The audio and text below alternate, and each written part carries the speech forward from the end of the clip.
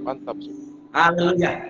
Sudah bergabung bersama-sama dengan kita Pendeta Alfredo Siombing, Master Teologia di Jakarta. Puji Tuhan. Terima kasih yang banyak sudah mulai menyempatkan diri bergabung bersama-sama dengan saudara-saudara seiman kita yang ada di Facebook kita ini. Dan puji Tuhan, saya bersyukur sekali sehingga setiap kita boleh diberkati dengan tema malam hari ini gitu ya. Silakan, saya berikan ruang dan waktu pada Pendeta Alfredo Siombing, Master Teologia. Baik, terima kasih buat hambanya, Pastor Glenn. Ya, dalam kesempatan malam hari ini ya, atau menjelang malam hari ini kita bersyukur karena kita tahu bahwa apa yang menjadi tekad kita tentunya, bagaimana setiap anak-anak Tuhan boleh mengalami kemenangan di dalam apa yang menjadi kehidupan mereka sebagai orang percaya ya. Oleh karena itu dalam kesempatan ini kita juga mau minta inputnya ya dari setiap pendengar yang ada, pemirsa yang ada. Kalau memang ada sesuatu yang perlu disampaikan, misalnya suaranya kurang keras ya kan, ataupun juga hal-hal lain, boleh dong ya, karena kita pendeta-pendeta nih, jadi kita agak gaptek ya kan gitu. Kita perlu orang untuk bantu itu gitu. Jadi makanya kalau ada sesuatu yang istilahnya Bapak Ibu Saudara kurang pas mendengarnya, maksudnya suaranya atau bagaimana ya, kita minta tolong masukannya. Puji Tuhan, tuliskan nanti di kolom komentar ya. Hambanya Pak Glenn, memang kita sedang bicara tentang bagaimana kita tahu bahwa adanya maraknya ya, yang saya tahu pada kesempatan tanggal 3 Februari itu, di mana sudah di 3 Februari atau 3 Januari dicanangkan adanya persekutuan dukun Nusantara. Ya. Nah ini tentunya sesuatu hal yang tidak mudah dalam iman Kristen kita, bahwa hal itu sudah menjadi sebuah hal yang disetujui ya secara keberadaan daripada para dukun-dukun yang ada, karena mereka komplain. Kenapa? Karena ada banyaknya dukun-dukun palsu. Berarti kalau mereka berani untuk menyatakan sebagai persekutuan para dukun yang ada, dukun Nusantara, tentunya mereka mau menyatakan bahwa mereka itu memiliki kemampuan yang tidak main-main. Mereka memiliki kemampuan yang tidak bohong-bohong, kira-kira seperti itu. Nah tentunya hal ini akan berdampak kepada apa yang terjadi di dalam kehidupan masyarakat, khususnya kita sebagai orang percaya. Menjadi tema kita dalam kesempatan ini, apakah orang percaya bisa disantet? Ya, kalau pertanyaan ini ditanyakan, tentunya secara pertanyaan itu, apakah orang Kristen bisa disantet? Oke, kalau kita bicara konteks orang Kristen, artinya orang yang hidup takut akan Tuhan, orang yang hidup sungguh-sungguh di dalam Tuhan. Tentunya saya jawab tidak bisa, gitu loh. Tetapi kalau kita bicara dalam konteks orang Kristen tanda petik, bahwa KTP-nya yang Kristen, kehidupan yang tidak takut akan Tuhan, ya kan? Nah ini akan saya katakan bisa. Kenapa? Dalam penjelasan Alkitab jelas bahwa apa yang menjadi persoalan di dalam diri seseorang ketika dia mengalami hal-hal yang demikian ya, nanti kita juga akan membahas tentang apa sih ciri-cirinya orang yang mengalami santet itu sendiri. Secara etimologi, secara kamus besar bahasa Indonesia, santet itu apa? Santet itu adalah sihir ya. Santet itu adalah dinyatakan sebagai sihir, serangan daripada kuasa kegelapan. Nah, Bapak Ibu saudara kasih dalam Tuhan dan juga hambanya Pak Glenn, bahwa kalau kita bicara tentang santet di sini, tentunya yang menjadi kebiasaan umum, tentunya yang menjadi pemahaman umum, yaitu adanya serangan yang dilakukan oleh seseorang dengan misalnya muntah darah, misalnya juga keluarlah benda-benda apa dari tubuhnya. Kan kira-kira begitu. Kalau kita bicara tentang pemahamannya secara umum. Tetapi kalau kita bicara tentang apa yang menjadi kebenaran firman Tuhan, nah ini yang saya mau setiap kita Bapak Ibu Saudara mengerti ya. Nanti saya jelaskan apa yang harus saya sampaikan, tetapi juga dalam kesempatan ini ya, hambanya Pak Glenn, kita juga minta inputnya dari Bapak Ibu Saudara, artinya pertanyaan-pertanyaan yang ada ya, nanti supaya kita bisa menjawabnya ya dengan apa yang menjadi dasar firman Tuhannya. Sekali lagi di sini kita bisa melihat apa yang menjadi dasar firman Tuhannya. Oke. Nah, kita tahu dulu sekarang yang perlu kita pahami adalah pengertian akan kuasa setan itu sendiri ya. Hal ini supaya kita dapat mengerti dalam posisinya bahwa bicara tentang santet, bicara tentang guna-guna selalu identik dengan kuasa setan. Tidak ada santet dengan kuasa Tuhan, kan begitu kan? selalu identik dengan kuasa setan. Nah, berarti di sini yang menjadi tekanan utamanya adalah bagaimana seseorang yang percaya kepada kuasa setan, lalu menggunakan kuasa setan ini untuk menyerang orang lain, supaya orang lain itu mengalami malapetaka, mara bahaya, bahkan kematian, seolah-olah seperti itu. Nah, inilah yang seringkali menjadi sebuah pemahaman yang keliru, saya katakan demikian. Kenapa? Karena akhirnya kita memposisikan diri kita seperti orang-orang dunia kebanyakan, yang mana kita berpikir bahwa, oh kalau begitu saya pun bisa disantet, walaupun kita sebagai orang percaya, walaupun kita sebagai orang Kristen. Saya mau katakan, saya tidak menekankan kepada santetnya, tetapi apa yang menjadi celahnya dalam apapun yang disebutkan sebagai kepercayaan orang-orang dunia. Karena Alkitab tidak mengatakan secara spesifik tentang santet itu sendiri. Tetapi kalau kita mau mengacu kepada apa yang menjadi ayat firman Tuhan yang berkata, ya mari saya mau membacakannya buat setiap Bapak Ibu Saudara, supaya setiap kita boleh mengerti bahwa hal ini juga tertulis di dalam Alkitab, ya Bapak Ibu Saudara, ya. Dan apa yang harus kita lakukan, nanti kita harus melakukan apa yang menjadi solusinya, ya. Saya juga mau mengajak Bapak Ibu Saudara dulu bahwa inilah yang menjadi pemahaman, inilah yang menjadi kepercayaan di masa itu, ya Bapak Ibu Saudara. Mari kita melihat di dalam kitab 2 Tawarik pasal yang ke-33 pada ayat yang ke-6, di mana Manasye sebagai raja Yehuda itu menyembah dewa matahari. Dan ini yang dicatat Alkitab tentang apa yang dia lakukan. Sekali lagi saya katakan, nanti kita akan mengacu kepada santet atau sihir itu sendiri, ya. Nah, kita lihat dulu Dua dalam 2 Tawarik Tawarik berapa pasal namanya? yang ke-33, 2 Tawarik pasal 33 pada ayat yang ke-36, ayat yang ke-6 maksud saya.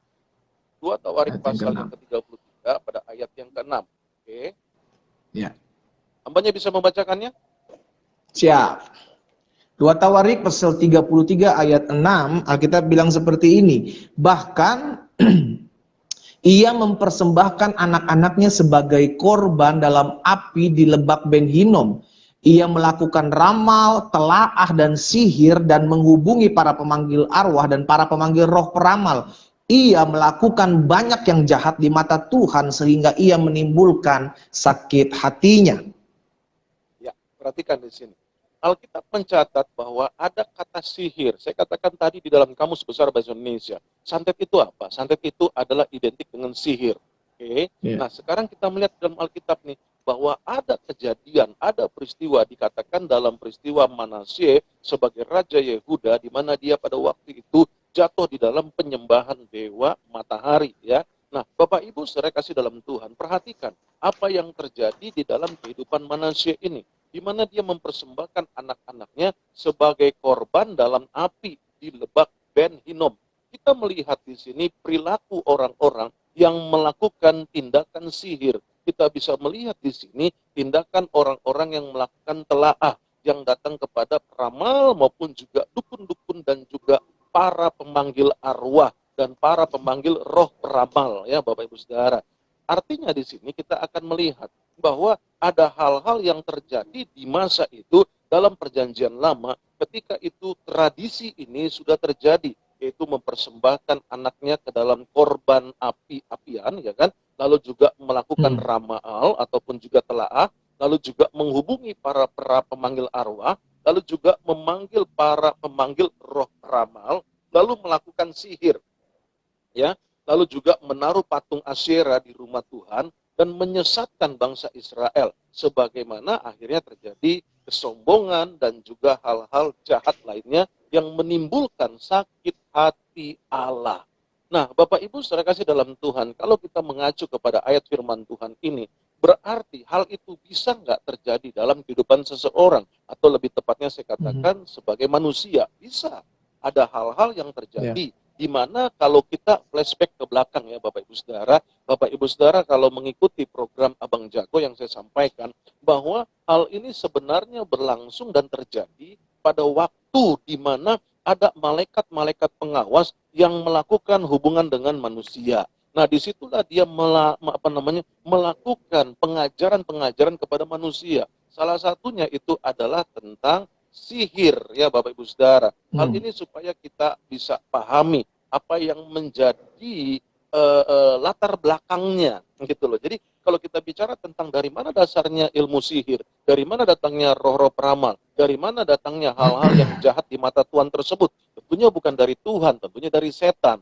Nah, bagaimana bisa kok manusia bisa berkomunikasi dengan hal-hal itu atau melakukan hal-hal itu? Ya. Karena pada waktu itu malaikat yang jatuh itu mengajarkan apa yang menjadi kekuatan ilahi yang dimiliki oleh malaikat pada saat itu. Bahkan dikatakan ada hal-hal yang menjadi rahasia kalau kita mengacu kepada kitab Henok yang ada. Karena dalam kitab Henok itu dibukakan semuanya berkaitan dengan kuasa setan. Nah, Bapak Ibu saudara kasih dalam Tuhan, sekali lagi di sini, mari kita melihat bahwa kitab dalam hal ini tidak seperti apa yang diajarkan oleh pengajaran yang bukan dari Alkitab.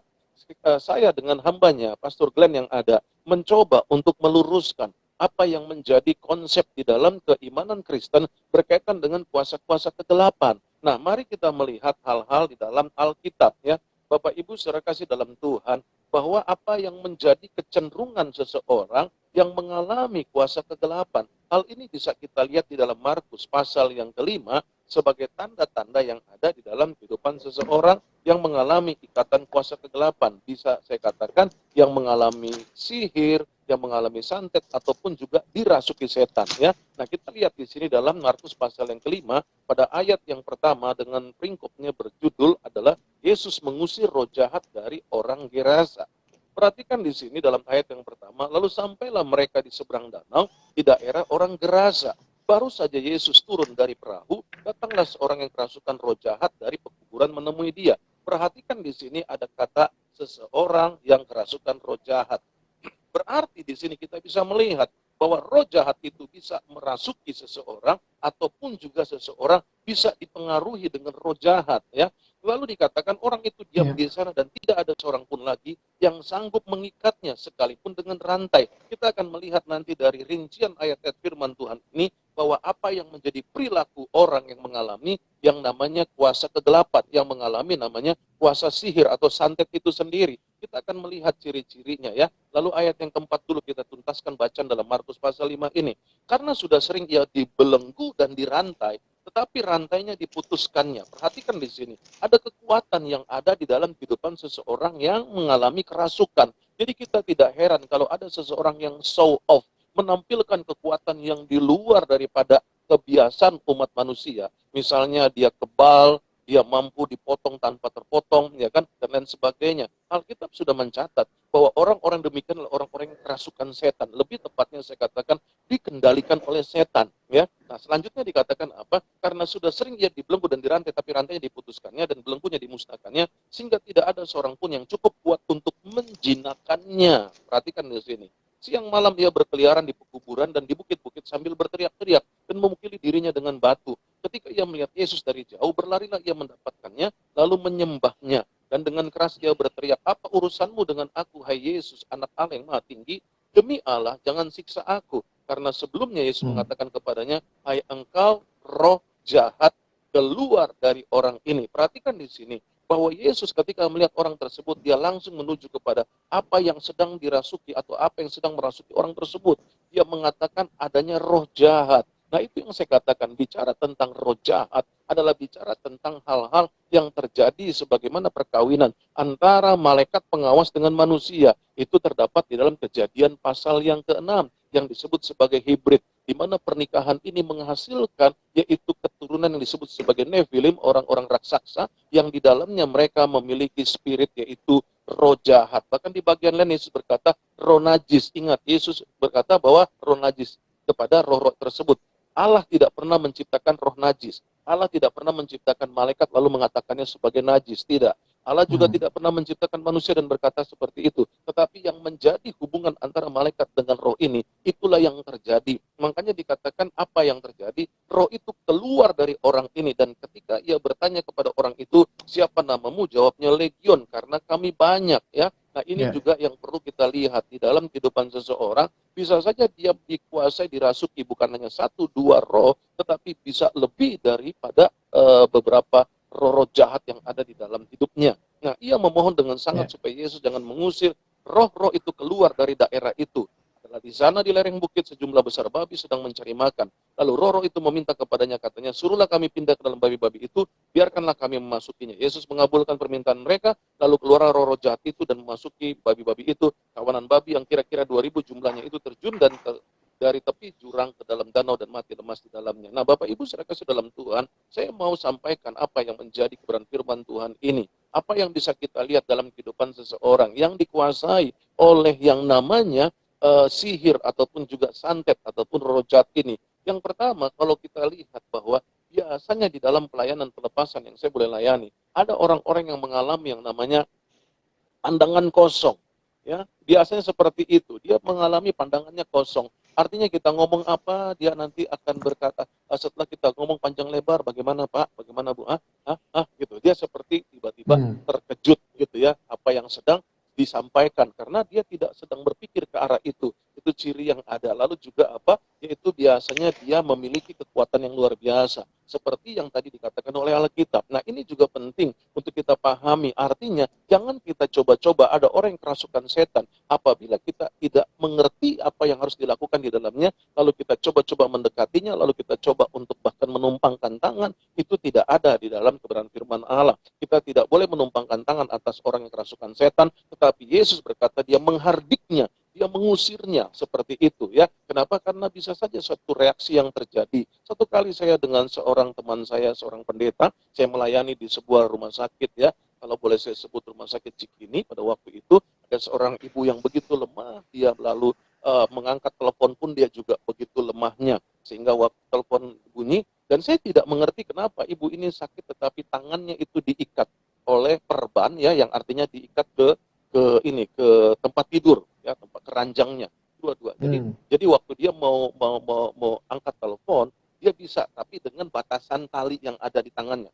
Jadi dia angkat halo dengan pelan sekali, lalu kita memperhatikan. Lalu sesudah selesai, dia ngomong pelan sekali. Lalu akhirnya saya bilang, "Yuk, Bu, kita berdoa."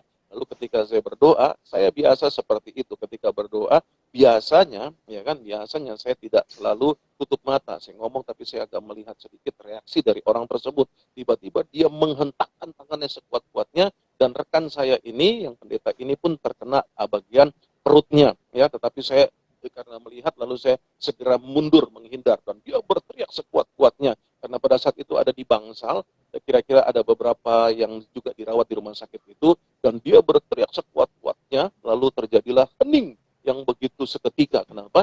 Karena dari mereka ngobrol-ngobrol yang tadinya pasien-pasien yang lain, tiba-tiba begitu dengar jeritan sekuat-kuatnya dari perempuan tersebut, maka semua menjadi hening. Nah, ini yang saya katakan reaksi yang terjadi pada waktu saya melayani. Saya tidak pernah tahu bahwa apakah dia sedang kerasukan, apakah dia sedang mengalami apa yang menjadi ikatan kuasa gelap, tetapi pada saat berdoa, maka saya akan selalu waspada. Karena tiba-tiba hal-hal seperti itu sering terjadi, di mana saya juga mendoakan, lalu ketika itu ada orang yang mencoba mencekik leher saya, ya kalau Bapak Ibu saudara lihat di YouTube, channel YouTube saya, di situ pun juga ada hal-hal yang dilakukan oleh orang-orang demikian. Nah, Bapak Ibu saudara kasih dalam Tuhan, berarti di sini kita bisa melihat orang yang mengalami hal seperti itu memiliki kekuatan yang luar biasa ya, kekuatan yang artinya hanya bisa ditaklukkan oleh kuasa nama Yesus, oleh kuasa darah Yesus. Lalu juga kita bisa melihat hal-hal lainnya. Ada reaksi-reaksi aneh di dalam sifat-sifat orang tersebut. Bahkan juga biasanya akan timbul yang namanya sesak, akan timbul yang namanya seolah seperti dia pingsan. Nah, kalau kita tidak mengerti, kita akan berpikir, wah dia mati nih, dia mati karena sesak. No. Itu adalah sebuah manifestasi yang coba ditunjukkan oleh tipu daya setan di dalamnya ya. Bahkan bukan hanya itu, apa yang terjadi, orang yang mengalami kerasukan itu sendiri biasanya juga akan mengalami apa yang menjadi suara-suara dalam mulutnya yang aneh ya. Saya tidak pernah terfokus dengan apa yang saya dengar. Kadang-kala dia ngomong gitu, saya nggak pusing dengan hal itu karena saya tidak sedang berbicara dengan roh yang merasukinya. Saya sedang mengusir roh yang ada di dalamnya, sehingga saya tidak pusing dia mau ngomong apa, dia mau katakan apa, saya tetap katakan keluar dalam nama Tuhan Yesus, seperti itu. Lalu juga ada hal-hal yang biasanya akan tercium sesuatu yang tidak nyaman ya, bukan hanya bicara tentang apa yang keluar yang dia ungkapkan sebagai bentuk manifestasi dia muntah dan sebagainya, tapi kadangkala ada bau-bau busuk yang kadangkala kita juga tidak bisa, kalau memang kita tidak di dalam bidang itu biasanya kita tidak tahan ya hal seperti itu. Bahkan juga ada hal-hal yang menjadi tindakan-tindakan liar yang dilakukan oleh orang-orang yang seperti itu. Nah, ini adalah hal yang bisa saya sampaikan sementara ini berkaitan dengan apa yang menjadi keberadaan daripada orang yang mengalami kerasukan setan itu sendiri. Nanti kita akan melihat bagaimana pintu itu, dari mana celah itu sendiri. Begitu, Pastor Glenn. Haleluya.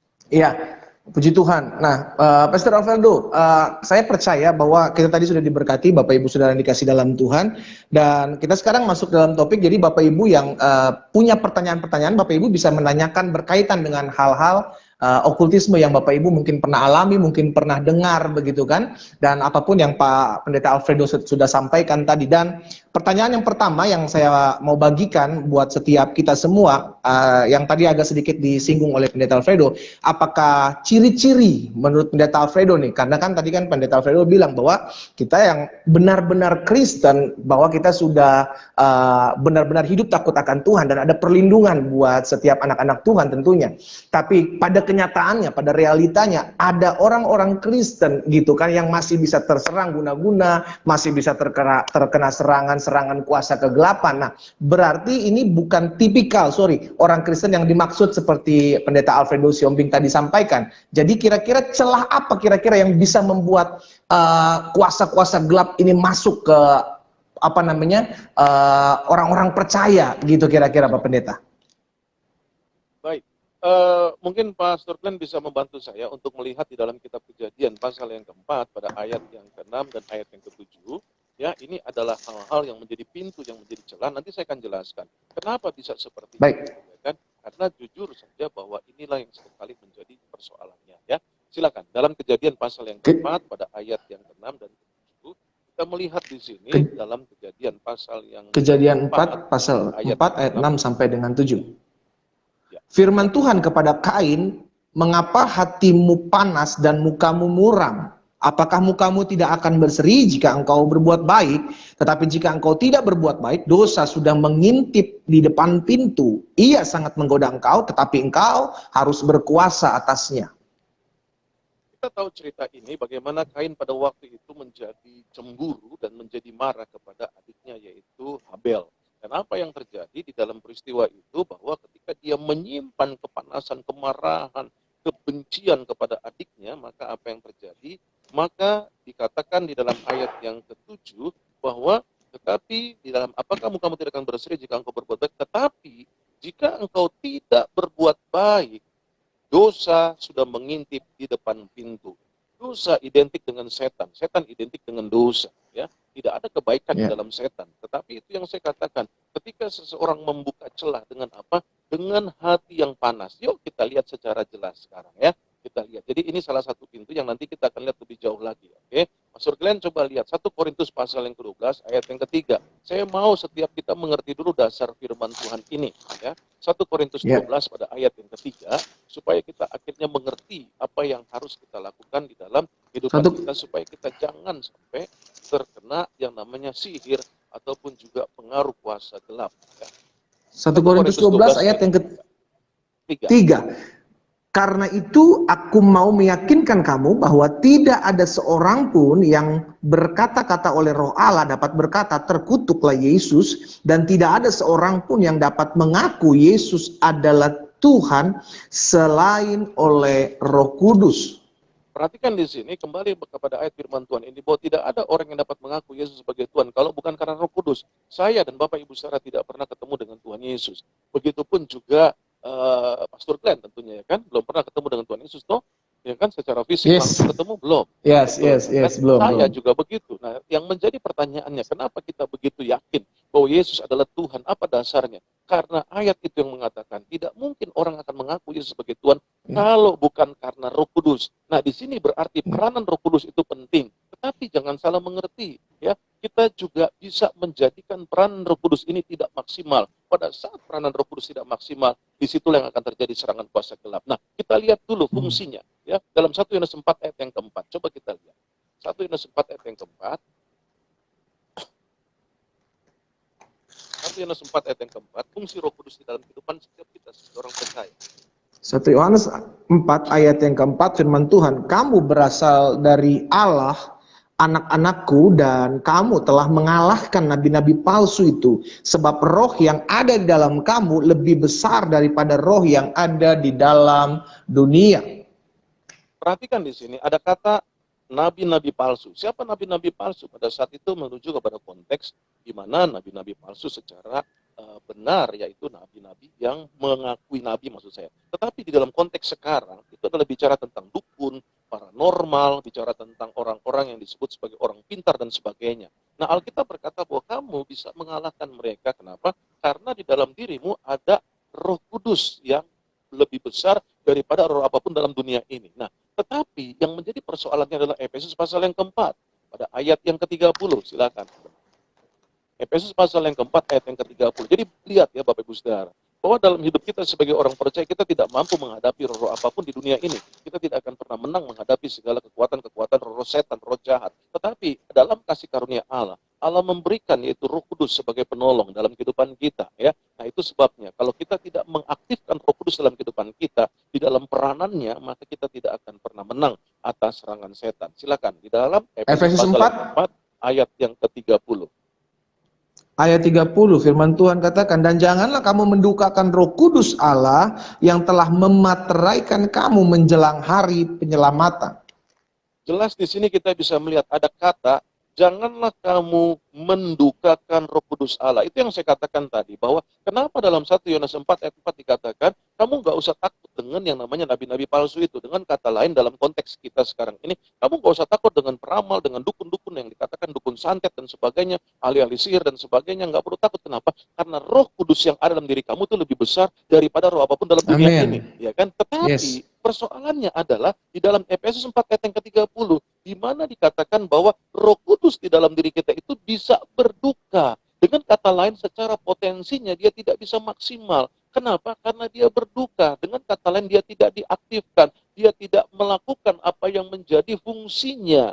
Nah, ini yang terjadi, ya. Terjadilah yang namanya disfungsi. Artinya Roh Kudus ada dalam diri kita, tetapi dia tidak melakukan apa yang harusnya ia lakukan. Kenapa? Karena ada hal yang mendukakan Roh Kudus. Pertanyaannya sekarang, apa dan hal-hal apa yang membuat Roh Kudus berduka? Ayat selanjutnya dikatakan apa? Ayat 31. Segala kepahitan, segala kegeraman, kemarahan, pertikaian, dan fitnah hendaklah dibuang dari antara kamu, demikian pula segala kejahatan. Inilah hal-hal dasar. Kalau kembali kepada pertanyaannya, apakah orang Kristen bisa disantet, bisa diguna-guna, bisa diserang dengan kuasa gelap? Bisa, kalau Roh Kudus dalam dirinya didukakan.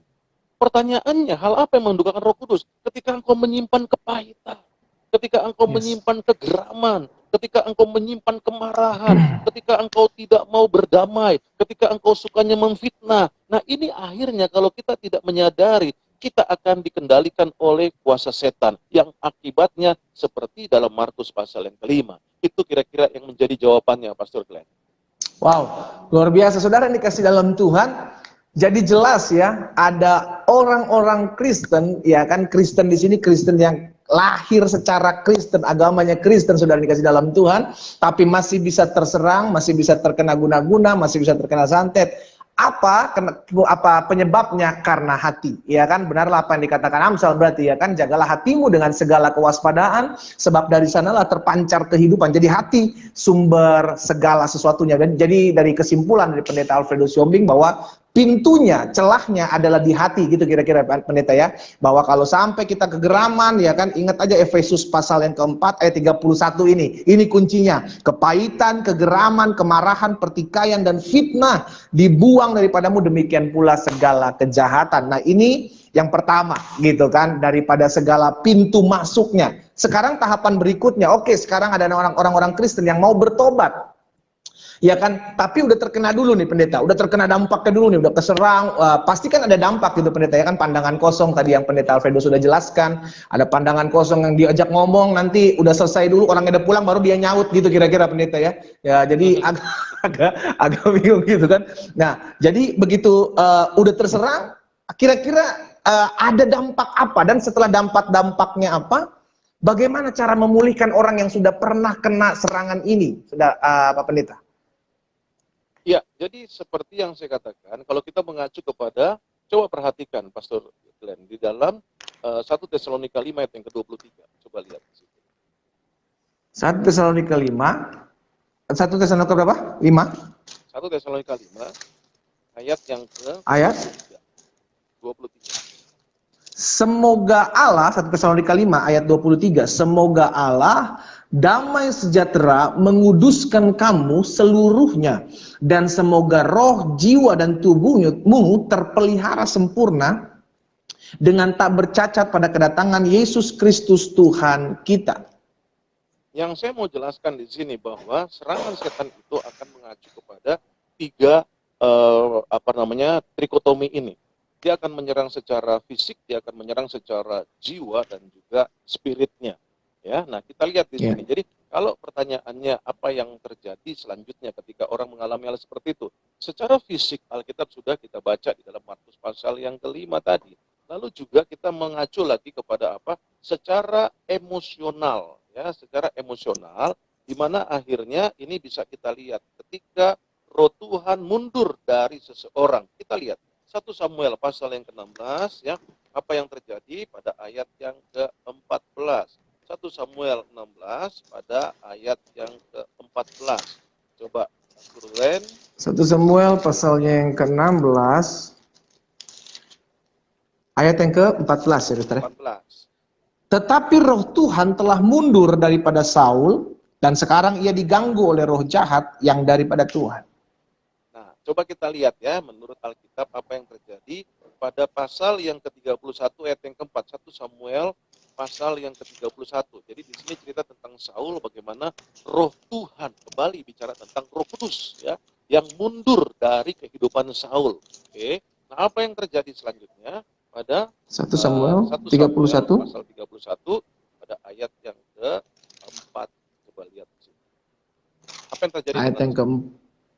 Lalu berkatalah Saul kepada pembawa senjatanya, hunuslah pedangmu dan tikamlah aku, supaya jangan datang orang-orang yang tidak bersunat ini menikam aku dan memperlakukan aku sebagai permainan. Tetapi pembawa senjata tidak mau karena ia sangat segan. Kemudian Saul mengambil pedang itu dan menjatuhkan dirinya ke atasnya. Perhatikan di sini. Dampak selanjutnya bagi kejiwaan seseorang ketika dia tidak mengikuti apa yang menjadi kebenaran firman Tuhan. Dengan kata lain saya katakan bahwa akan ada gangguan emosional, yaitu apa? Kecenderungannya adalah ingin bunuh diri.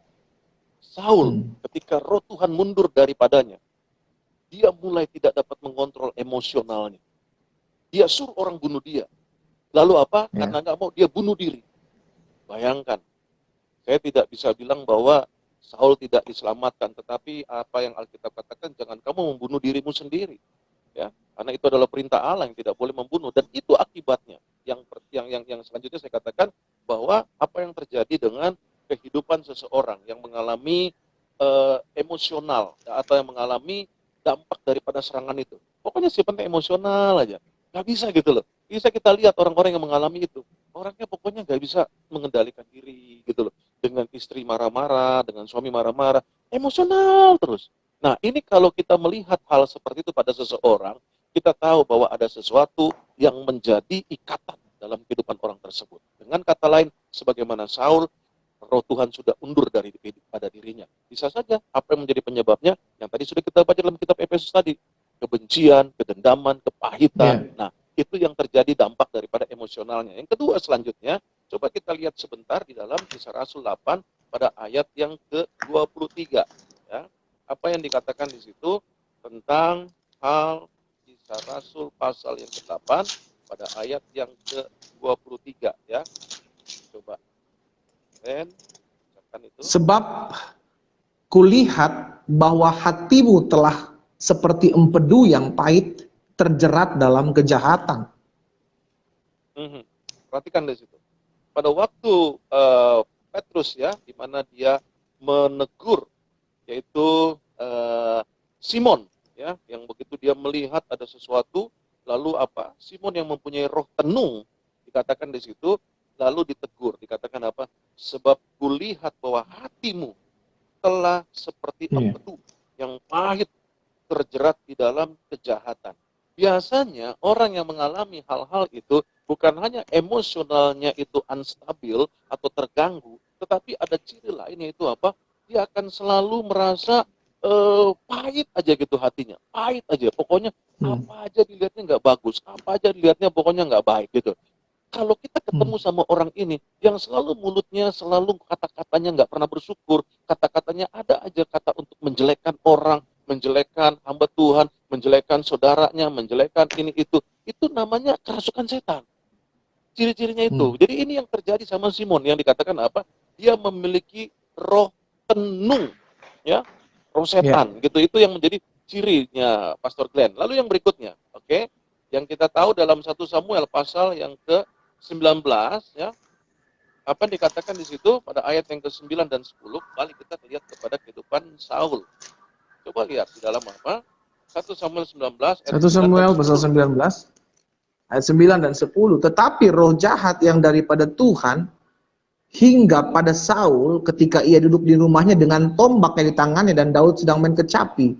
Lalu Saul berikhtiar menancapkan Daud ke dinding dengan tombak, tetapi Daud mengalahkan tikaman Saul sehingga Saul mengenai dinding dengan tombak itu. Sesudah itu Daud melarikan diri dan luputlah ia pada malam itu.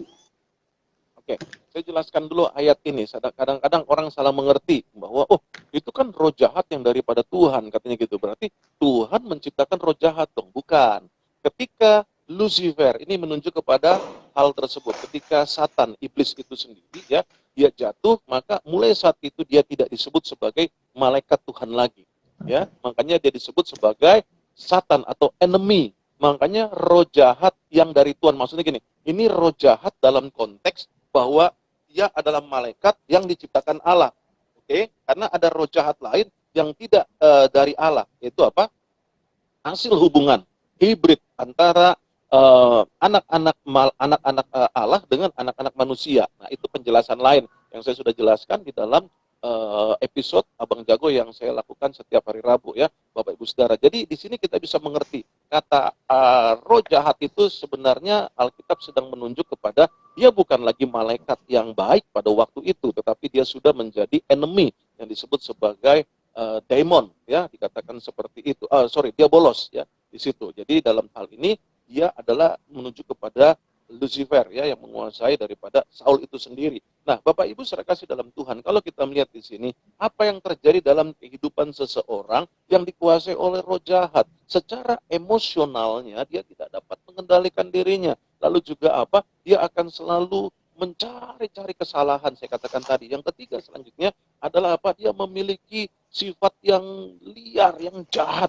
Sifatnya mau menghancurkan, destroyer. Dia mau membunuh, dia membinasakan siapa saja. Termasuk di sini adalah bagaimana perilaku ketika Saul mengalami itu dan dia mau membunuh Daud dengan melemparkan tombak yang ada. Nah, dari sini kita juga bisa melihat nih pelajaran penting bahwa setan secara langsung tidak bisa membunuh seseorang. Kenapa? Karena dia selalu Ya. menggunakan alat ya. Dalam hal ini dia menggunakan Saul untuk membunuh Daud. Dalam hal di mana Tuhan Yesus datang ke dunia, dia menggunakan teroris, membunuh anak-anak di bawah usia balita maupun batita. Lalu ketika Musa lahir pun, dia juga tidak membunuh Musa untuk membalikan tempat di mana Musa itu dialirkan di Sungai Nil. Ya, di situ ada buaya-buaya banyak, tetapi dia dikatakan menggunakan Firaun yang membunuh anak-anak di bawah usia balita. Nah, Bapak Ibu saudara kasih dalam Tuhan, ini adalah hal yang mengganggu. Jadi secara fisik maupun juga secara emosional. Yang ketiga selanjutnya adalah secara apa? Secara spiritual gitu loh. Jadi ini adalah hal-hal yang terjadi. Selanjutnya juga kalau kita lihat bahwa orang yang mengalami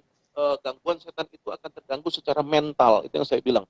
Kayak orang bingung gitu, Dia kayak bingung, mau lakukan ini bingung. Nah, itu yang menjadi serangan kuasa setan. Ya. Nah, kalau secara spiritual, dia akan selalu sulit menerima firman Tuhan. Akan menolak aja firman Tuhan. Dan bahkan kecenderungannya bukan itu. Dia akan selalu merasa bahwa firman Tuhan ini yang disampaikan oleh hamba Tuhan, oleh setiap pendeta, itu sedang menyerang dirinya. Itu namanya kerasukan setan gitu loh. Kenapa? Dia sedang membangun barrier. Dia sedang membangun pertahanan dari apapun yang menjadi firman Tuhan. Padahal itu adalah kasih Allah yang Allah sedang nyatakan kepada dirinya. Tetapi itu yang saya katakan, penolakan akan firman Allah itu begitu besar. Penolakan akan berhubungan dengan Allah itu begitu kuatnya. Sehingga kalau nggak tidur, ya kan, larilah kemana, kan begitu kan, kalau lagi dengerin firman, kan begitu ya. Nah, inilah hal-hal yang juga perlu dipahami. Kira-kira seperti itu, Pak Glenn. Wow, puji Tuhan. Sangat diberkati Pendeta Alfredo bahwa yang diserang bukan hanya kejiwaan tapi tubuh juga ya gitu ya. Ya, Bapak Ibu sudah dikasih dalam Tuhan. Jadi sangat-sangat berbahaya. Jadi pertama kita mesti ingat jaga hati kita karena hati adalah pintu masuk daripada kuasa kegelapan dapat menyerang kehidupan orang percaya. Yang kedua kita mesti hati-hati kalaupun memang sudah terlanjur terbuka, kita udah emosi, kita udah terlanjur simpan kepahitan, kebencian, sekarang bertobat, tutup kembali pintu itu dan sekarang bagaimana caranya kita memulihkan? Kita minta Roh Kudus pulihkan, ya kan, tubuh roh jiwa kita pasti ada dampaknya gitu kan. Tapi sama kayak tadi Pendeta Alfredo bilang bahwa ketika orang yang terkena serangan seperti itu dia akan menutup celah dari segala firman Tuhan. Dia juga akan mulai hatinya panas, hatinya dipenuhi dengan kedendaman, hatinya emosional sekali. Gitu itu yang mesti kita waspada. Kalau memang sebentar-sebentar kita lihat, wah udah ada serangan-serangan seperti itu, kita mesti hati-hati juga nih. Jangan-jangan kita udah mulai terkena gitu ya kan. Jadi kita mesti waspada betul-betul karena Alkitab jelas katakan iblis menyamar seperti malaikat terang. Nah, Pendeta Alfredo ada satu orang yang tanya, seorang umat Tuhan yang namanya Ibu Tit gitulah ya kan. Kalau terkena santet, apa yang bisa kita lakukan untuk terbebas daripada kalau udah terlanjur kena nih, bagaimana caranya kita bisa membebaskannya gitu, terbebaslah. Baik pribadi dia, mungkin ada orang juga yang bisa melayani dia. Kira-kira bagaimana itu, Pendeta? iya. Jadi seperti ini. Hal yang pernah terjadi dalam kehidupan saya secara pribadi dalam keberadaan saya dalam proses Tuhan panggil dan bentuk saya, maka saya katakan saya tidak punya latar belakang okultisme. Tetapi saya tahu bahwa apa yang menjadi biasanya keturunan daripada khususnya orang-orang Batak ya saya ya dalam hal ini gitu kan, di mana ada yang namanya titisan, artinya apa yang tidak kita pernah pelajari, apa yang tidak pernah kita minta, ya kan, tetapi itu menjadi kutuk keturunan. Nah, ini kutuk keturunan ini akan menguasai seseorang. Dalam kesempatan itu, saya tidak dibantu oleh siapapun, tapi saya menyerahkan diri saya dalam pertobatan sungguh. Artinya, terjadi yang namanya manifestasi. Selama hampir kurang lebih 3 bulan, saya ada di dalam keadaan-keadaan di mana saya bisa muntah sendiri dan saya mulai ngepel. Lalu saya bersihkan, itu kejadiannya di apa namanya, di Balikpapan ya, di Kalimantan Timur, dalam proses Tuhan memanggil saya dan membentuk saya dalam karunia pelepasan itu sendiri. Nah, itu awalnya. Tetapi ada juga cara ketika seseorang mengalami hal ini, yaitu apa? Dilayani secara khusus. Bapak Ibu saudara kasih dalam Tuhan, bahwa apa yang menjadi pelayanan pelepasan ini pun juga bukan sesuatu yang sederhana ya, kalau boleh saya katakan, jangan main-main gitu. Tetapi ini juga perlu kita pahami. Kenapa? Karena dalam kesempatan di dalam Kisah Rasul ya, kalau kita lihat ya Bapak Ibu saudara sebentar, coba. Oke, Pak Glenn mungkin bisa membacanya dalam Kisah Rasul 19 ayat 13 ya, untuk menjawab ibu tersebut ya, bahwa apa yang harus dilakukannya. Nah, coba baca. Kisah Rasul pasal 19 ayat 13 mulai sampai ayat yang ke-16. Juga beberapa tukang jampi Yahudi yang berjalan keliling di negeri itu mencoba menyebut nama Tuhan Yesus atas mereka yang kerasukan roh jahat dan berseru, "Aku menyumpai kamu demi nama Yesus yang diberitakan oleh Paulus." Mereka melakukan hal itu ialah 7 orang anak dari seorang imam kepala Yahudi bernama Skewa. Tetapi roh jahat itu menjawab Yesus, "Aku kenal Paulus, aku ketahui, tetapi kamu siapa kamu?" Dan orang yang dirasuk roh jahat itu menerpa mereka dan menggagahi mereka semua dan mengalahkannya sehingga mereka lari dari rumah orang itu dengan telanjang dan luka-luka.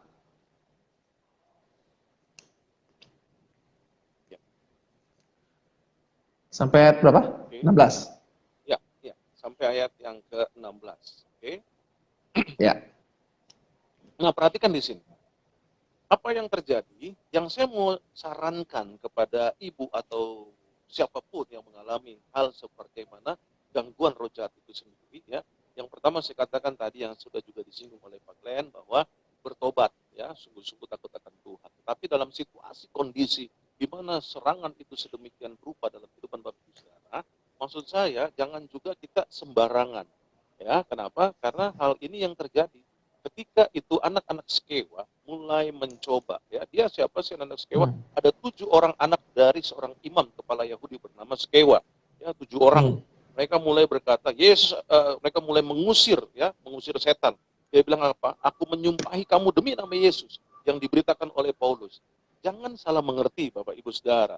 Roh jahat itu tahu siapa diri seseorang itu. Makanya saya katakan, ketika seseorang yang mencoba untuk melakukan hal seperti itu, dia akan ditelanjangi. Maksudnya ditelanjangi apa? Di sini digagahi, yaitu diperkosa dan sebagainya. Artinya dipermalukan.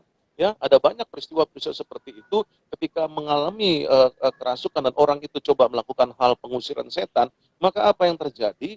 Maka orang itu dipermalukan. Kamu kan juga rekan saya, katanya. Kamu ini sosok mengusir saya, kamu baru berzina, kamu baru ini. Nah, yang seperti itu, ya kan, kadang-kala hal-hal ini kita juga sering ketemukan dan sering dengar hal-hal seperti itu. Nah, yang saya maksudkan buat ibu yang mengalami hal ini, coba cari hamba Tuhan ya yang memang artinya mengalami apa yang menjadi karunia ilahi ini. Jadi memang semua pendeta bisa menyebut nama Yesus untuk mengusir setan. Tetapi jangan salah mengerti. Satu kali ketika ada seorang bapak yang anaknya kerasukan setan, lalu mulai apa yang dilakukan oleh orang tua tersebut.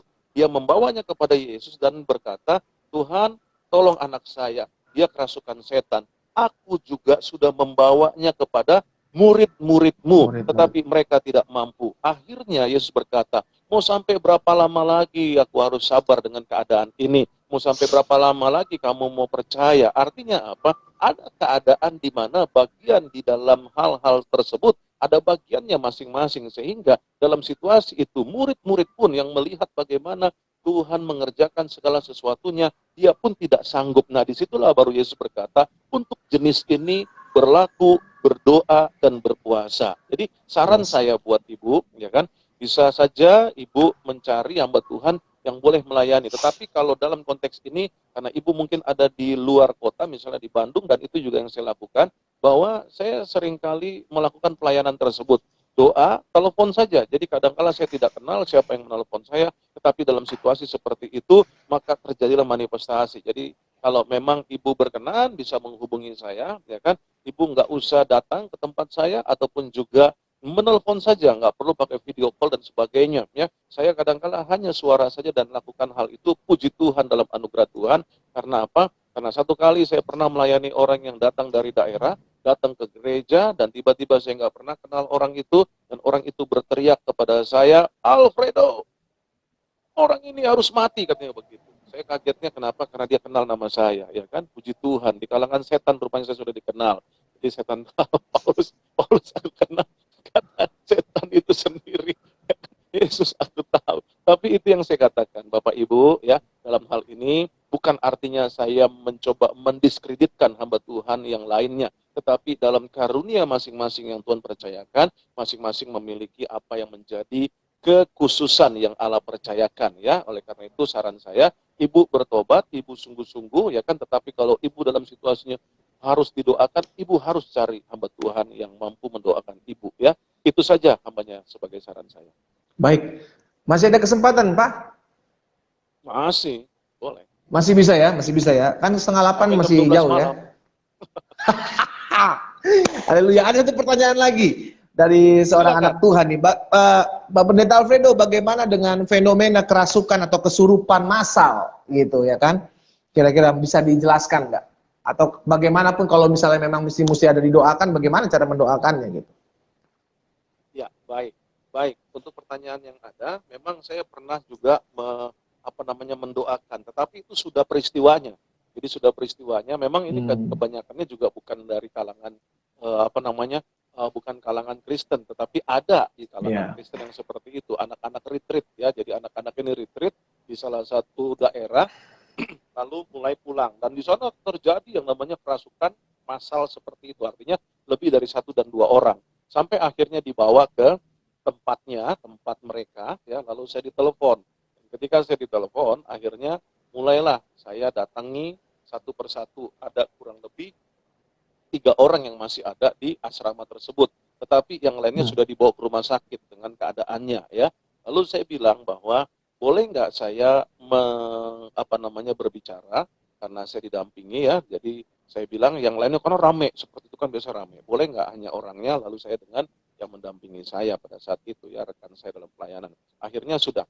Lalu saya bicara, saya mulai melihat dia yang seperti itu. Nah, ini kita juga harus lihat dalam sisi ini bahwa ada hal-hal yang menjadi sebuah kekecewaan yang tadi sudah kita baca dalam ayatnya. Artinya orang-orang yang kecewa pada saat itu bisa saja dia mengalami kerasukan setan. Kenapa? Ada pintunya, ada celahnya. Satu persatu saya tanya. Lalu mulai saya bilang bahwa kamu marah sama siapa? Akhirnya dia ungkapkan yang satu ini karena kakak pembinanya, ya, yang kasar, yang keras mendisiplinnya. Lalu dia mulai memiliki kepahitan. Oke, saya doakan, selesai. Satu lagi yang ada di kamar yang lainnya. Saya datengin, lalu dia marah sama siapa? Sama mamanya. Ya, dia sedih, kenapa? Karena memang dia dititipkan di tempat itu, tetapi dia kecewa. Kenapa? Karena yang keluarga lainnya atau saudara lainnya ada. Hanya kenapa dia dititipkan di situ. Jadi ini adalah satu kecewaan yang sudah bertahun-tahun ya. Nah, itu pun juga. Yang satu lagi pun demikian. Ada kekecewaan dengan kakaknya, dengan saudaranya. Jadi hal-hal ini yang menjadi pintunya, Pak Glenn, ya. Jadi kalau kita bicara tentang satu kesempatan di dalam acara, di dalam pertemuan, dalam perkumpulan, lalu tiba-tiba terjadi namanya kerasukan massal seperti itu, bisa saja, saya katakan bisa. Kenapa? Karena dalam kesempatan itu kan tidak semuanya yang disebut dengan massal ini kan artinya tidak semuanya, kan begitu. Hanya orang-orang tertentu. Nah, orang-orang tertentu inilah yang akhirnya kita bisa mencoba mencari tahu, mengorek apa yang menjadi persoalannya gitu loh. Dan itu yang saya lakukan. Jadi kalau ditanya bagaimana cara mendoakannya, juga tidak mendoakan secara massal, ya kan begitu kan. Kalau semua berdiri kan lagi pada ngaco semua kan begitu kan, ada yang guling-gulingan, ada yang apa kan begitu kan. Nah, ini harus dipisahkan. Harus dipisahkan satu persatu. Kenapa? Begini.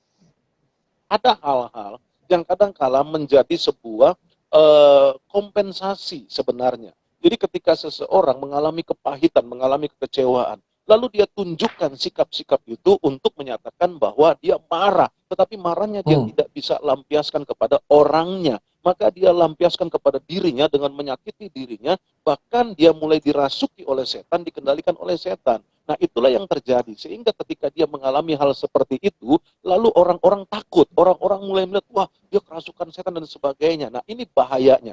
Kalau hal ini didiamkan, biasanya dia menggunakan keadaan itu, dia menggunakan siasat itu, tanda petik, ya kan? Untuk apa? Untuk menaklukkan orang-orang yang ada di sekitarnya. Sehingga setiap kali ketika dia ada masalah, karena dia tidak diberikan apa yang dia minta misalnya, lalu dia mulai diam-diam dan begitu. Nah, kayak gitu-gitu tuh biasanya. Jadi dia sedang mencoba membuat kompensasi dari apa yang menjadi masalahnya yang tidak diselesaikan atau tidak terselesaikan atau tidak diberikan, maka dia akan aneh-aneh sikapnya seperti itu. Nah, ini perlu penanganan secara psikologi gitu loh, bahwa bukan hanya dia bicara tentang kerasukan setan yang sifatnya adalah temporary, tetapi dia selalu membuka pintu itu. Artinya begini, setan tidak omnipresent, tidak maha hadir, tetapi pada saat dia sedang mengalami kepahitan itu, tiba-tiba istilahnya roh jahat itu lewat, ya kan, maka dia dirasuki, gitu loh. Nah, itu keadaannya. Lalu mungkin dia bisa sampai satu atau lebih daripada roh jahat seperti yang dikatakan oleh Alkitab, legion itu sendiri. Gitu. Ya. Jadi jawaban saya Pak Glenn dan juga buat yang bertanya. Jadi memang peristiwa massal ini memang semua rata-rata yang kena adalah orang-orang yang memang memiliki hati yang sakit gitu kan, pahit hati, kecewa, dongkol, dendam, iri gitu kan, simpan kebencian, semua yang diserang rata-rata seperti itu ya, Pendeta Alfredo ya, yang sudah menyalayani begitu kan. Dan berarti kita memang mesti hati-hati sekali, jaga hati saudara yang dikasih dalam Tuhan. Sama kayak tadi Pendeta Alfredo bilang, jangan sampai nanti setan lagi lewat ngelihat cium-cium bau busuk, ternyata ada hati yang busuk, selesai kita ya kan, disamperin, dia pikir apa ini busuk-busuk. Makanya saya tambahkan sedikit. Coba lihat dalam momen-momen seperti itu. Perhatikan deh, dalam momen retreat atau momen apa ya terjadi seperti kerasukan itu, ketika seseorang membawa secara psikologis. Ampuni orang yang menyakitimu, ya kan? Coba mulai ingat-ingat siapa. Nah, waktu di baru manifest semua tuh. Manifest, kenapa? Karena dia tidak dituntaskan, gitu loh. Kepahitannya, nah di situ biasanya seperti itu. Coba lihat dalam perkumpulan-perkumpulan yang seperti itu, kejadiannya seperti itu. Gitu. Baik, mungkin ada Bapak Ibu Saudara dikasih dalam Tuhan yang sudah hadir malam hari ini juga mau menanyakan tentang tema kita begitu kan, apakah orang Kristen masih bisa disantet karena guna-guna, atau juga sudah punya pengalaman dan bisa dibagikan juga di kolom komentar. Bapak Ibu bisa tanya selama nanti masih ada waktu. Kalau tidak ada waktu lagi, Pendeta Alfredo mesti check out dari tempat ini gitu kan, maka kita lanjutkan minggu depan. Tapi kalaupun masih bisa dijawab, maka masih bisa dijawab. Satu pertanyaan lagi Pak Pendeta. Ada orang yang bertanya begini, kalau orang yang terkena kuasa kegelapan, apakah bisa terpengaruh dengan tubuh fisiknya? Dalam arti, misalkan dia jadi hilang nafsu makan, jadi hubungan dengan istrinya atau hubungan dengan suaminya jadi dingin, begitu kan, hubungan dengan anaknya. Seperti apa? Kira-kira bisa berpengaruh ke fisik nggak yang terlihat gitu kira-kira? Bisa nggak? Ya, tadi saya sudah jelaskan bahwa hal-hal itu bisa menjadi reaksi-reaksi kepada tubuh fisiknya. Gitu loh, dia mulai tidak nafsu ya untuk berhubungan dengan istrinya, tetapi yang gilanya karena kerasukan setan, dia bisa melakukan nafsu gilanya itu dengan perempuan lain. Ya, makanya tidak heran orang kerasukan setan itu bisa menggila ketika dia melakukan hubungan seks dengan bukan istrinya, tetapi dengan istrinya dia merasa frigid, dia merasa dingin.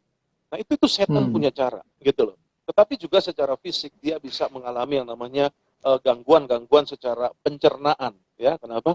Karena dia mengalami depresi itu, stres itu. Dan setan menekan dengan ketakutan yang ada, itu akan terlihat secara tubuh fisiknya, ya, yang mana dia tidak lagi suka makan, yang menimbulkan dia akhirnya turun berat badannya, dan juga raut wajahnya yang dikatakan tadi itu di dalam Kejadian pasal yang keempat, secara fisik kita bisa melihat. Jadi kalau katanya Alkitab dalam Kejadian 4 ayat yang ke-6, mengapa hatimu panas dan mukamu muram? Gitu loh. Jadi secara fisik kita bisa lihat kalau orang-orang ini ada lagi dalam suasana kepahitan. Mukanya muram, dan hal itu akan cepat sekali dia dapat dikendalikan oleh setan, dan akhirnya dia tidak mampu mengontrol emosionalnya. Jadi bisa terlihat dari tubuh. Jadi bisa terpengaruh ya, bisa berpengaruh, ya, bisa terlihat ya, secara fisik bisa terlihat ya. Gitu Anda kita sudah mendengar. Iya. Satu kali saya sharing, waktu saya diundang di Glo Manado, satu kali saya sedang membawa KKR tentang hal ini, lalu ada satu perempuan, saya sebut ini perempuan kenapa? Karena dari awal, dari saya menyampaikan materi seminar saya, sampai pada akhirnya selesai ketika saya altar call, saya tahu muka perempuan ini, kayak boleh dikatakan tua sekali. Lalu ketika itu saya doakan dan terjadi manifestasi, dia bagaimana bereaksi dan sebagainya, apa yang terjadi? Ini anak SMP saya kaget. Begitu lihat, tetapi setelah didoakan mukanya udah berubah kembali sebagaimana seorang anak remaja. Nah yang luar biasanya lagi, saya coba cari tahu dari mana dia bisa mengalami hal ini. Rupanya saya diminta tolong ke rumahnya, dan di rumahnya itu bapaknya sakit. Bapaknya nggak bisa jalan, karena kakinya pokoknya udah lama seperti itu, dibilang stroke nggak stroke, begitupun juga mamanya dan juga keluarga lainnya. Di rumah itu sakit-sakitan semua. Secara fisik itu akan terlihat, ya. Tetapi apa yang terjadi ketika saya mulai doakan papanya, doakan mamanya yang tadinya sakit seperti itu, tiba-tiba dia mulai manifestasi, dia jatuh, lalu saya ambil minyak urapan untuk mendoakannya, saya artinya berbalik badan dari dia, dan tiba-tiba dia sudah berdiri dan dia tunjuk muka saya, dia sebut saya, ya kan, mau apa ngana, katanya begitu kan. Waduh, saya kaget juga pakai bahasa Sunda tuh, mau apa ngana, gitu kan. Bahasa Manado, apa ngana, katanya gitu. Saya bilang sekarang keluar dalam nama Tuhan Yesus, kita sudah ditanam di sini, katanya begitu. Jadi dia sudah ditanam katanya di situ, dan di tempat itu dia bilang kita mau ambil nyawa orang-orang ini. Seperti saya nggak mau tahu, saya usir keluar, pokoknya keluar dalam nama Tuhan Yesus. Karena siapa? Saya adalah hamba Tuhan Yesus Kristus. Saya bilang seperti itu, dan seperti itu akhirnya terlepaslah, dan puji Tuhan informasi yang saya dengar mereka sehat, dan anak itu pun juga sehat. Nah itu yang saya mau tunjukkan, bahwa reaksi fisik pasti ada, orang yang mengalami hal seperti itu. Baik, ada satu pertanyaan lagi. Pak Pendeta, di rumah saya pernah ada seperti bola api masuk ke dalam kamar dan suara ledakan di atas plafon. Biasanya menyerang siapa ya, yang sedang kosong atau bagaimana? Jadi nih ada ibu bertanya seperti ini. Jadi tadi sudah dijelaskan sedikit sama Pendeta Alfredo bahwa orang yang dicari adalah orang yang memiliki hati yang hati yang tidak baik gitu. Maksudnya dia punya sakit hati, punya kepahitan, dia simpan dendam. Jadi dia mau model serang kayak gimana juga, kalau misalnya kita aman dengan hati kita, maka kita tenang begitu kan. Pastor, gimana dengan kita bermimpi menyeramkan, seperti saya pernah mimpi digigit lipan? Apakah arti mimpi pertanda kita kena mau sakit atau kiriman orang? Bagaimana dengan pertanyaan itu, Pendeta Alfredo? Ya, yang harus saya sampaikan di sini bahwa bicara tentang mimpi, Pengkhotbah pasal yang kelima mengatakan, coba hambanya lihat ya, Pengkhotbah pasal yang kelima. Nah, di dalam Pengkhotbah pasal yang kelima, kalau kita lihat di situ, apa yang dikatakan di situ pada ayat yang ke-3, tolong dibaca. Kalau engkau bernazar kepada Allah, janganlah Ayat menunda-nunda. ayat yang kedua, atas. Karena sebagaimana mimpi disebabkan oleh banyak kesibukan, demikian pula percakapan bodoh disebabkan oleh banyak perkataan. Nah, jadi maksudnya Alkitab sedang bilang bahwa ada mimpi yang memiliki arti, tetapi ada mimpi yang karena kesibukan. Ya, jadi kalau kita mau mengkait-kaitkan dengan apa yang menjadi mimpi, tidak bisa semua kita kait-kaitkan dengan apa yang akan terjadi ataupun hal-hal sebagai pertanda-pertanda yang ada, gitu loh. Jadi maksud saya jangan sampai kita akhirnya menjadi buku primbon, ya kan, yang menafsirkan mimpi-mimpi akhirnya. Nah, ini juga tidak perlu artinya kita takut dengan mimpi apapun. Kadangkala saya bersyukur dalam anugerah Tuhan karena saya hampir setiap bangun pagi itu saya tidak mimpi kalau bukan mimpi itu adalah sesuatu yang begitu kuat di dalam diri saya. Biasanya sih kayak ketemu dengan seorang hamba Tuhan ini, makan dengan hamba Tuhan ini, gitu. Lebih banyaknya begitu. Tapi kalau mimpi-mimpi yang katanya serangan-serangan apa, saya tahu bahwa dalam kesempatan hidup saya pun bicara tentang hal-hal berkaitan dengan roh jahat, ada kalanya saya diserang. Ya. Jam 2 pagi saya bisa bangun, sesuatu yang saya nggak nyaman, tetapi apa yang saya lakukan? Saya berlutut di tempat tidur saya mulai berdoa, saya mulai menyembah Tuhan, saya mulai bersyukur kepada Tuhan, saya mulai berdoa dalam roh, ya kan, saya berbahasa roh dan sebagainya. Sudah itu saya tidur lagi, gitu loh. Jadi saya tidak pusingkan dengan hal seperti itu. Jadi maksud saya, ibu ataupun bapak yang menanyakan hal ini jangan juga terlalu terbawa dengan apa yang menjadi makna dan arti daripada mimpi itu, gitu loh. Yang penting kita sebelum tidur kita berdoa, lalu kalaupun itu ada sesuatu yang menjadi ingatan kita melalui mimpi, kita minta lagi sama Tuhan, gitu, ya kan. Karena satu kali saya ingat pengalaman saya waktu saya menjadi seorang konselor di GL Ministry bersama dengan Bapak Gilbert Numendong. Pada waktu itu ada seorang ibu yang menelepon saya dan bertanya, Pak, saya mimpi ini. Lalu saya mulai bilang, Ibu, maaf, Ibu kalau memang Ibu mau mengerti artinya mimpi itu, Ibu berdoa aja sama Tuhan. Enggak, Pak, saya pengen mengerti artinya. Begini saya bilang, Bu, kalaupun saya mampu mengartikan mimpi Ibu, nanti besoknya Ibu telepon saya lagi untuk tanya arti mimpi yang lainnya. Karena kan Ibu masih hidup, Ibu masih banyak tidur, dan pasti mimpi. Saya bilang, Ibu sedang bikin saya jadi dukun, saya pendeta. Maksud saya, ada hal-hal yang kadang-kala mimpi itu memang sesuatu yang menjadi peringatan Tuhan, ya. Kalau kita baca dalam Ayub pasal 33, di mana Tuhan menegur di dalam mimpi. Nah, kadang-kala Tuhan ingatkan kita supaya kita berdoa, supaya kita bertobat. Tetapi kalau mimpi itu adalah sesuatu yang sepertinya digigit lipan, digigit buaya, digigit ular, udahlah, itu mimpi kita karena kecapean, ya kan, atau kebanyakan nonton flora dan fauna. Kalau zaman dulu flora dan fauna, jadi kita lihat itu, kita dengar berita ada ular kan gitu kan, lalu kita terbawa-bawa di dalam PBS kita, pikiran bawah sadar kita. Nah, jadi itu saran saya, kalau bisa ibu berdoa, tanya sama Tuhan, tetapi jangan ibu pikirkan itulah, pikirkan saja tentang kasih Tuhan, kuasa Tuhan, dan kebaikan Tuhan. Puji Tuhan. Iya, intinya jadi memang jangan terfokus kepada mimpinya sampai akhirnya kita terus berkepikiran apa artinya sampai akhirnya kita justru malah nggak bisa tidur malamnya nanti gitu ya, Bapak Ibu ya. Intinya juga, seperti itu. Kalaupun memang ya. Kadang-kadang dikait-kaitkan gitu loh. Oh, pantas saya ini kan gitu kan. Tiba-tiba kita jalan karena hati-hati itu jatuh. Wah, ini nih kan gitu kan. Ini wah, itu bahaya tuh. Iya. Nah, itu yang bahaya. Iya. Ya pokoknya hati-hati jangan sampai nanti yang tadinya itu mimpi karena kecapean seperti kata Pengkhotbah 5 tadi, karena kita imani itu jadi sebuah serangan malah jadi benar gitu karena kita yang membuat itu menjadi realita gitu kan, Bapak Ibu ya. Ada satu pertanyaan lagi, Pendeta. Bukan ada satu sih, ada banyak ini. Iya kan? Mau tanya Bapak Pendeta, ciri paling mencolok seorang, ciri yang paling mencolok, ciri yang paling terlihat dari seseorang yang terikat dengan kuasa kegelapan apa kira-kira? Yang paling jelas gitu terlihat dengan mata telanjang gitu ya. Saya sharing ya. Jadi orang Ya. yang punya roh seperti itu, biasanya yang pertama dia benci banget lihat saya. Ya. Jadi Hmm. orang itu nggak suka aja gitu. Saya Jadi tahu Bapak nih Ibu kalau orang hati-hati itu kan nih, yang malam yang sudah hari ini merasa, udah ngeliat benci-benci nih ya, itu hati-hati tuh. "Ah, itu dia." Jadi memang itu udah menjadi dasarnya, betul, betul namanya.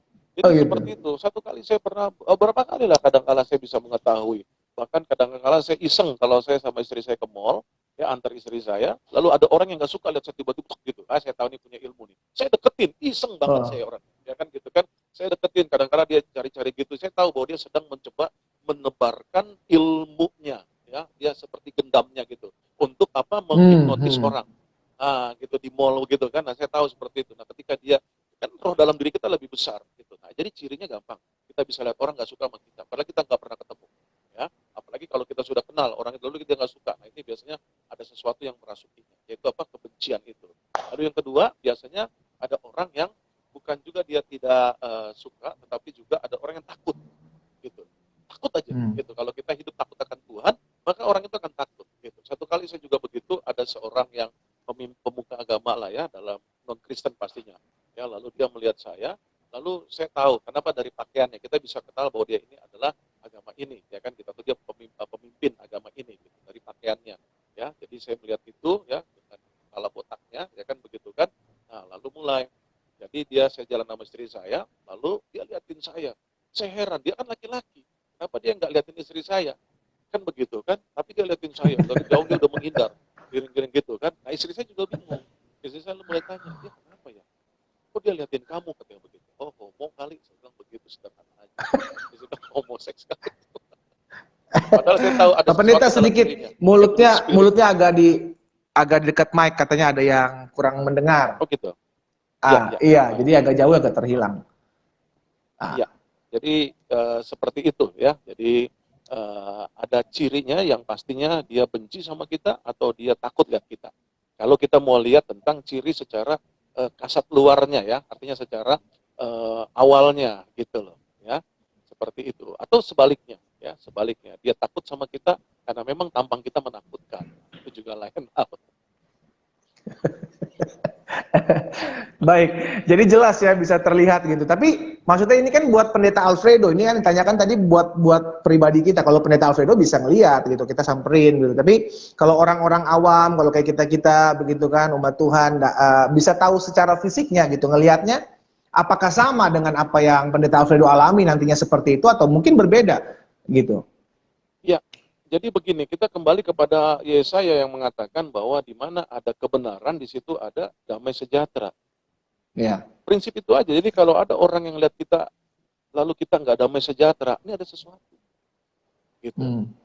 Ya, jadi artinya secara objektif ya, bukan secara Ya. subjektif kita akan, tetapi Ya. maksudnya ya memang itu nggak bisa juga dijadikan ukuran secara objektif, karena kita baru ketemu. Tetapi itu aja Ya. patokannya, karena roh di dalam diri kita lebih besar, dan biasanya kalau ada orang-orang yang menggunakan hal-hal seperti itu, kita akan merasakan nggak sejahtera aja gitu, nggak nyaman aja, gitu. Nah itu Ya. Ya. tandanya. Kalau boleh saya katakan secara umum, secara general, ya, selain spesifik yang tadi saya katakan tadi. Siap, siap. Ada pertanyaan lagi, Bapak Ibu yang masih mau bertanya, masih dibuka kesempatan. Kalaupun memang tidak bisa dijawab hari ini, kita akan menjawab minggu depan. Kita usahakan minggu depan kita akan hadirkan lagi hambanya yang ditakuti oleh setan-setan ini untuk memberkati setiap kita. Ya, ada pertanyaan, Pak Pendeta, saya mau tanya, apakah seorang anak bayi bisa kena gangguan kuasa kegelapan? Oke. Mungkin ini pertanyaan yang terakhir ya, hambanya ya, untuk hari ini ya. Oh ya, siap, siap. Jadi Oke. Bapak Ibu sebelum Pak Jadi, Pendeta Alfredo menjawab, Bapak Ibu yang masih mau tanya, tanya aja di kolom komentar, karena nanti ya, komentar ini kan tetap tersimpan, nanti minggu depan kita akan bahas. Silakan. ya, jadi pada waktu itu saya ditelepon oleh seorang jemaat setelah saya pulang siaran di Radio Pelita Kasih pada waktu itu. Kebetulan siaran saya malam dan akhirnya saya bilang nanti Pak jam 12 malam saya datang. Karena saya tidak apa namanya, tidak rela lah saya katakan gitu. Ada anak umur 2 tahun ya. Bayi termasuk batita lah ya. Bayi di bawah 3 tahun. Nah, pada waktu itu dia menangis terus. Saya upayakan datang ke rumahnya jam 12 malam. Saya bilang nggak apa-apa ya Pak ya, saya datang ya gitu. Akhirnya saya datang dan tahu Bapak Ibu Saudara, dia sedang melihat ke atas lemari dari keluarga itu. Di atas lemari dia tunjuk-tunjuk, dia takut gitu karena dia anak 2 tahun, dia nggak bisa ngomong gitu kan. Nah, saya tahu di situ ada sesuatu yang menakutinya gitu. Jadi ketika saya datang, saya doakan seperti itu, saya tumpang tangan buat anak ini, lalu saya tutup biasanya seperti itu, ada sesuatu yang terbuka. Nah, biasanya kenapa anak bisa begitu? Itu yang saya bilang, ada anak-anak yang memang tidak diajari atau tidak belajar, apalagi anak bayi. Nah, biasanya itu adalah titisan. Ya, itu adalah kutuk keturunan. Nah, itu yang terjadi. Ketika saya doakan, puji Tuhan, anaknya langsung berhenti menangis dan dia bisa tidur nyenyak gitu loh. Jadi kalau pertanyaannya bahwa apakah bayi bisa diserang, apakah anak-anak bisa diserang, jangan takut. Alkitab mencatat bahwa dari masa bayi ada malaikat penjaga Tuhan ya, yang ditempatkan Tuhan untuk menjaga setiap anak-anak yang ada. Tetapi kita juga harus berdoa buat anak kita setiap hari, tumpangkan tangan. Sampai sekarang anak saya dari kecil, dari bayi sampai sekarang saya akan selalu tumpang tangan sebelum nanti mereka tidur malam, maupun juga dalam kesempatan pagi kalau mereka mau berangkat sekolah pada masa sebelum pandemi. Tetapi kalau sesudah pandemi ini, saya agak kesulitan untuk berdoa bersama karena mereka sudah Zoom dengan berbeda-beda waktunya. Jadi itu jawaban saya, bisa. Kalau ditanya seperti itu, bisa. Puji Tuhan, tadi adalah pertanyaan terakhir untuk hari ini Bapak Ibu Jemaat Tuhan, dan terima kasih buat Pendeta Alfredo sudah menyediakan waktunya buat setiap kita. Berarti karena masih ada pertanyaan-pertanyaan yang belum terjawab Pak Pendeta, berarti minggu depan kita akan gabung lagi bersama-sama dengan Pendeta Alfredo Siombing, dan nanti saya akan infokan jamnya yang mungkin ada sedikit perubahan dan harinya. Jadi Bapak Ibu sudah dikasih dalam Tuhan, tetap kita ingat bahwa pintu masuk dari serangan kuasa kegelapan adalah hati. Karena itu Alkitab katakan jagalah hati dengan segala kewaspadaan, sebab dari sanalah terpancar kehidupan. Dan kita percaya ada perlindungan Tuhan, ada kuasa Tuhan yang menyertai, menopang setiap kehidupan kita. Dan saya minta izin kepada Pendeta Alfredo Siombing untuk mendoakan umat Tuhan yang malam hari ini sudah bergabung bersama-sama dengan kita di Facebook saya ini. Kiranya bisa boleh turut dikuatkan untuk sebelum kita menutup acara malam hari ini. Silakan Pak Pendeta. Baik Bapak Ibu yang dikasih Tuhan, saat ini setiap Bapak Ibu saudara kalau pernah mengalami ikatan kuasa kegelapan, ataupun pernah ke dukun, ke paranormal, ataupun juga pernah minum air pada masa-masa sebelum mengenal Tuhan Yesus, ataupun juga pernah diramal, pernah juga mengikuti hal-hal yang berkaitan dengan kepercayaan di luar Yesus Kristus Tuhan, maka malam hari ini saya akan berdoa buat Bapak Ibu Saudara. Ke dalam tangan Tuhan yang kuat, hamba berdoa menyerahkan setiap Bapak Ibu Saudara dimanapun berada.